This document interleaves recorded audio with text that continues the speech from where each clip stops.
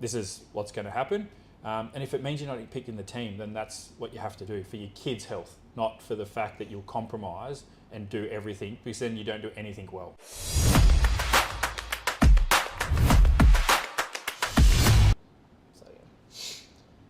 Welcome back to the Athlete's Edge podcast. Today we're diving into the 10 to 13 year old age group.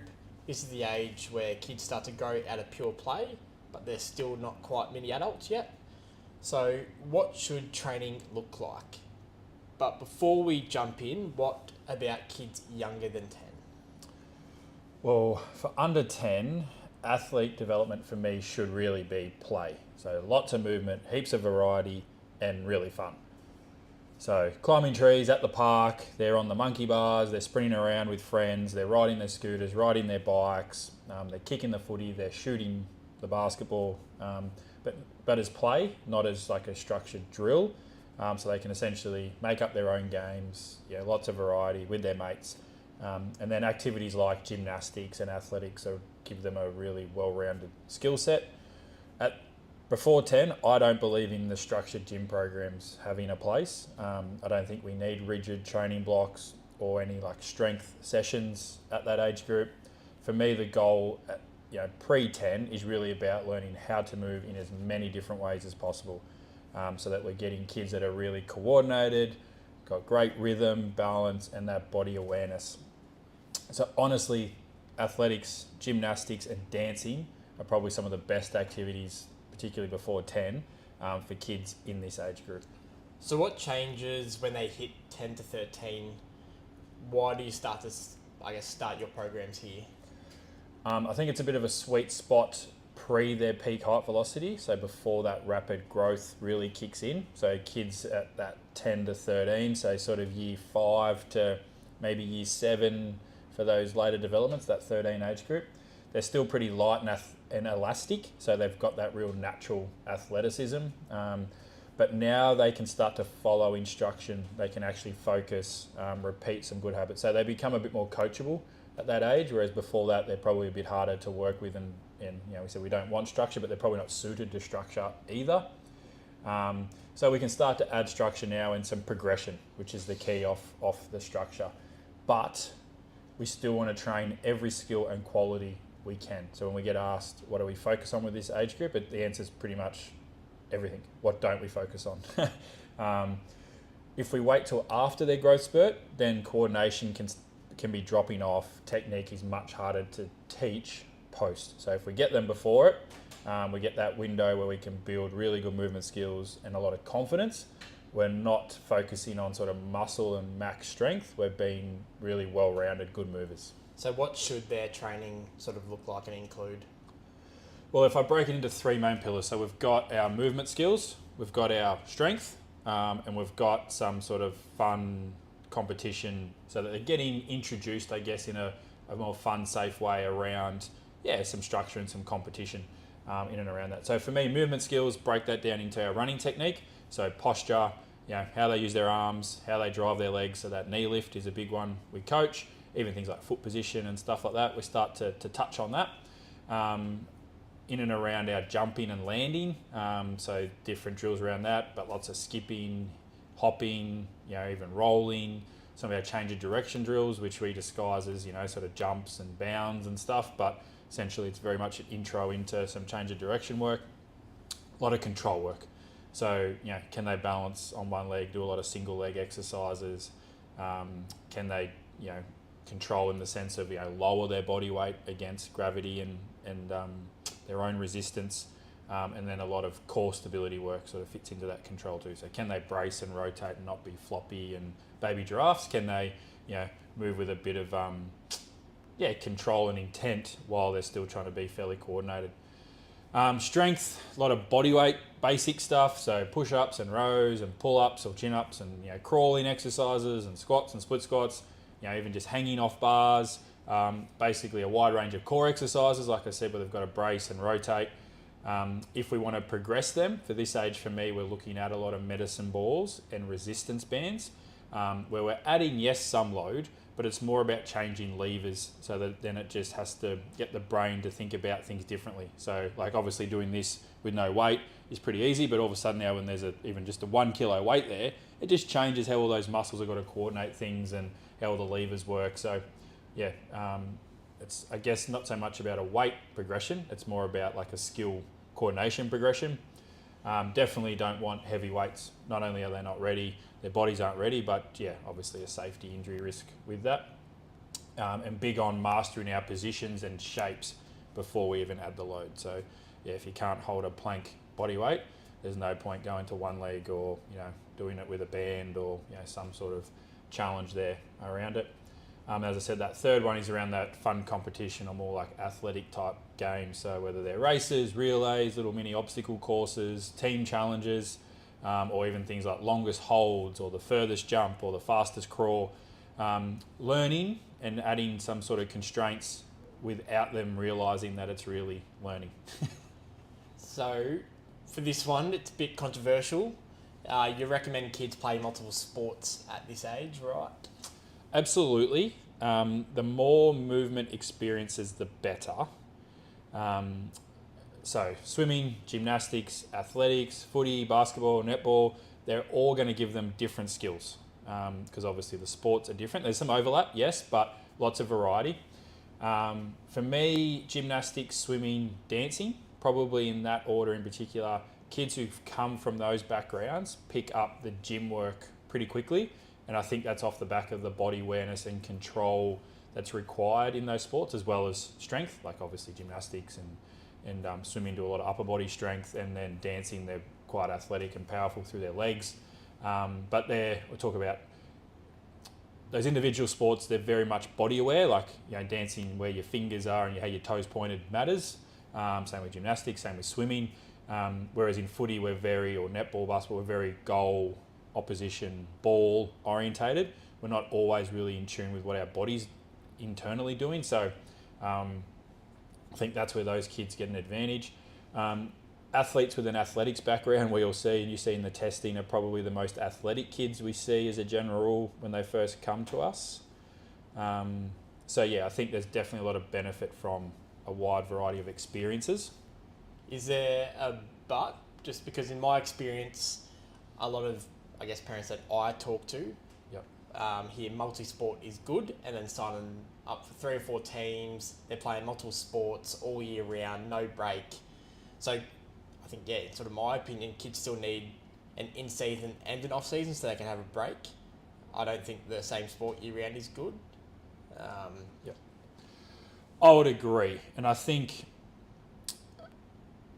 if you think of, I think as an adult, the reason why we can probably focus on one more sport is I think we're in a way more committed to say like footy.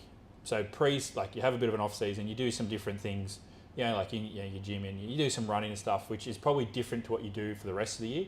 Then pre-season starts, and yes, it's hard, and it's probably more running, but you're doing a variety of other things that you probably don't do. Like you're probably doing, like I said, more conditioning. You're probably doing maybe a bit of boxing and other stuff in there.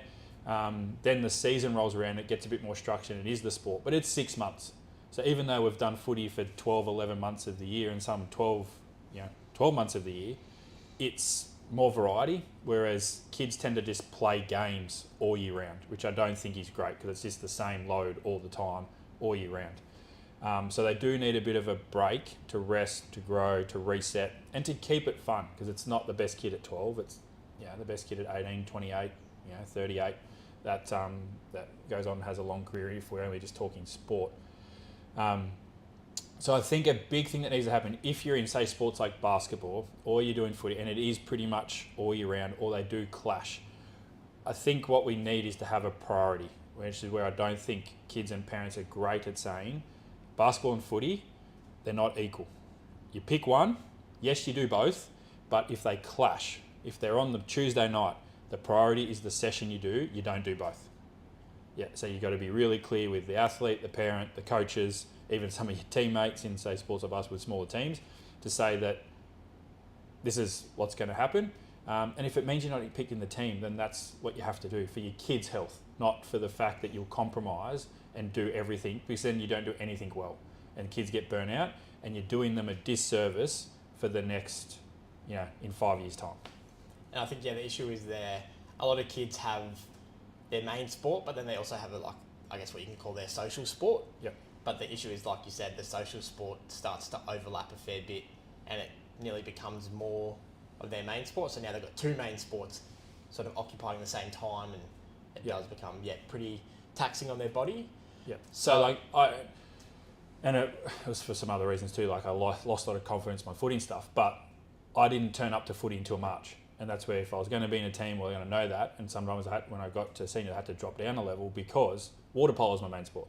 So if I was doing that all year round up till March, that would finish. I wasn't doing footy training around that. I might do the odd run or try and get to the odd session, but I did what I could make it. And water polo is pretty much every night of the week. I didn't try and go water polo into footy the same night because it was just too much.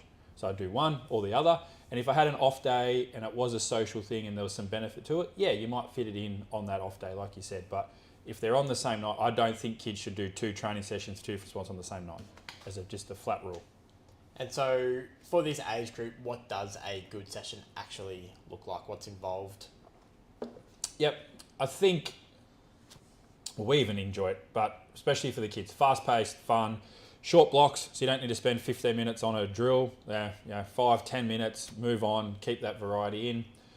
For me, so from a gym perspective, I think in our warm-up, in our prep work, mobility, but disguised as sort of challenges, getting into positions and holds and, things that they can do, can't do, but we're, trying to get them to just expand beyond what they think they can do and some of their mobility that they possess or don't have yet. This is where lots of enital movements come in. So we talk about our bear crawls and our crab walks and rolling type movements because it teaches that coordination and a lot of that core work and mobility. And then probably in the warm-up for us, we do a lot of our speed prep. So whether they're skipping, pogos, some low hurdle hops or jumps, even some light throws with some balls and stuff like that. Anything where the intent is to sort of move a bit quicker to achieve a certain, obviously, goal. Then I like to go into our velocity stuff. So that's where our sprint mechanics would live. So are they doing some skips or war drills or some switching, some arm specific stuff, and a lot of our landing plyometric stuff. So jumping, sticking, the landing, balancing, lots of movements and lots of different directions. So not just straight line, but laterally, backwards, one leg, 2 legs, rotation. So lots of different stuff there. Then I guess we go into a bit of a strength block, but it's very much about control just as much as it is strength at this age. So that's where your squats, your split squats, your push-ups, your rows all sort of live. Some holds, lots of core work, so dead bugs, planks, your hanging leg raises, all that sort of stuff. And then, like I said, if we wanted to progress, we've got bands, we've got medicine balls, and then typically we like to finish, if we can, last 5-10 minutes with some sort of finisher sort of challenge. So whether that's relays, team challenges, the longest balance or the longest wall sit, or some sort of skill or reaction game like juggling or head, shoulders, knees, toes, grab the cone, all that sort of stuff where it's structured and it's a training session, but it doesn't feel like a workout to them. It just feels like I've got a coach, we're having some fun and we're doing a whole heap of different exercises, and hopefully they notice that they're getting better at things and things start getting easier. So what are, 3 key takeaways that parents and coaches should focus on? Well, the big one for the parents and coaches, I would say, is 3 things. I would focus on prioritising movement quality over fitness. I think we go to fitness because it's easy just to do more, but we don't want to rush conditioning because when people are tired, technique goes away. It's just physiology. So focus on mechanics, coordination, control. Only start to add volume in as a progression once they can do it once.